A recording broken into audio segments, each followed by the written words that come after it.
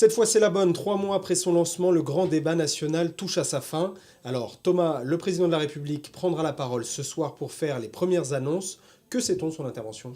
Eh bien, pour être honnête, pas grand-chose. Pour le moment, on sait simplement que l'intervention sera diffusée à 20 heures précises sur la plupart des chaînes de télévision, qu'elle sera enregistrée à 18 heures et devrait durer une vingtaine de minutes tout au plus. Mais sur le contenu, c'est le grand flou. Au palais, le secret est bien gardé. Seule certitude, il annoncera les chantiers d'action prioritaires et avancera des premières mesures concrètes pour répondre aux préoccupations issues du grand débat. En vrac, parmi les mesures qui auraient le vent en poupe, l'introduction d'une dose de proportionnelle aux élections législatives, la réindexation des pensions de retraite sur l'inflation, alors qu'il l'avait lui-même désindexée.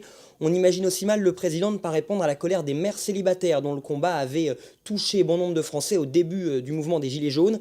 Bref, l'enjeu de l'intervention est grand, presque aussi grand que l'attente des Français. Alors, est-ce qu'on peut dire que cette déclaration marquera un tournant dans le quinquennat?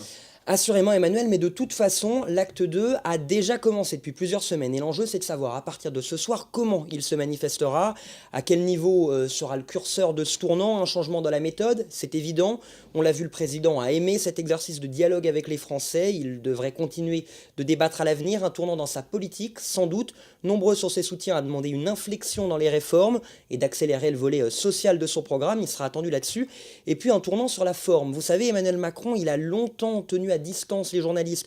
Il n'aimait pas vraiment les conférences de presse. Eh bien, il semblerait que ce soit fini puisqu'il donne rendez-vous aux journalistes mercredi pour détailler ses annonces lors d'une grande conférence de presse, la première de son quinquennat. Sibeth Ndiaye, vous savez, la porte-parole du gouvernement, l'a dit, à partir de ce soir, rien ne sera plus comme avant et le chef de l'État n'a pas le droit à l'erreur, il en va déjà de sa réélection. Merci beaucoup pour toutes ces précisions.